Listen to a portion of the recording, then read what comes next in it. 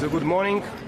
As you heard from Kaya probably, but today is a very important day for Europe and for Ukraine and Moldova as well.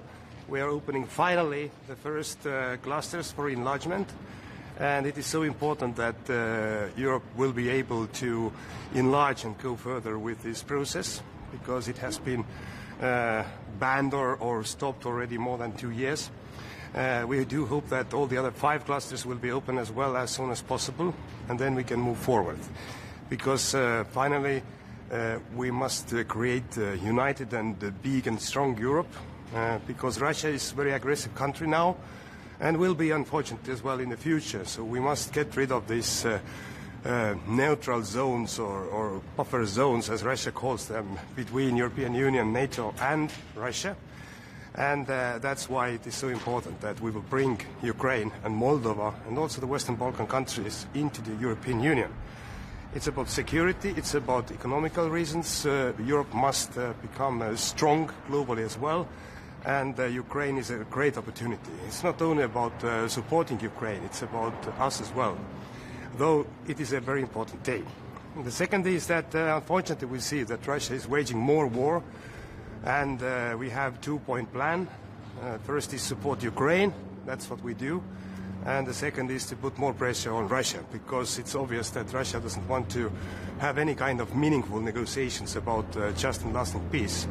So I do hope that the 21st sanction package will be adopted in this summer. We are now negotiating. There are a couple of very strong points already in this offer that Ursula von der Leyen put on the table.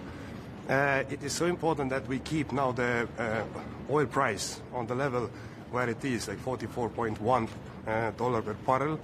It will hit, of course, Russian economy. As well, we have first time there a sanction about Russian ex-combatants.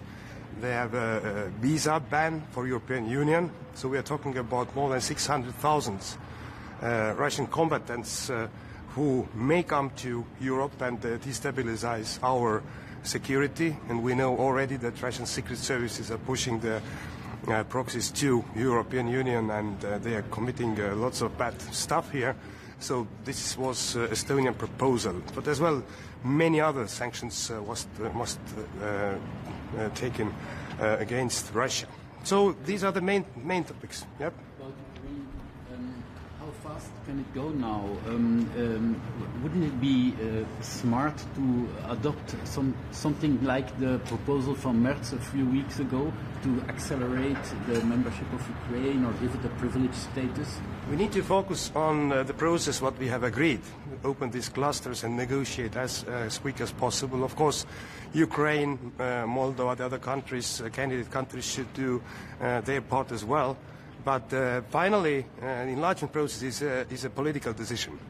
And I can say that we had Orban, who blocked everything, but now Orban is gone.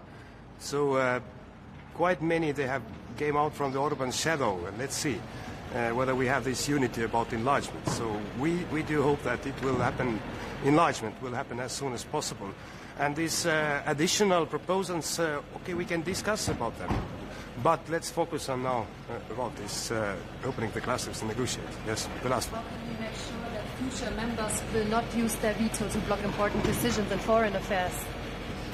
You cannot be sure, because this is the right that the full member has. As well, Estonia can use veto. But that's why it is so important that all these clusters we are opening now, that these candidate countries are following 100% of foreign and security policy. What Ukraine is doing that. But of course, this is a part of the decision-making process in European Union, and you need to negotiate about your stand. So, but I have my Lithuanian friend coming there, so bye.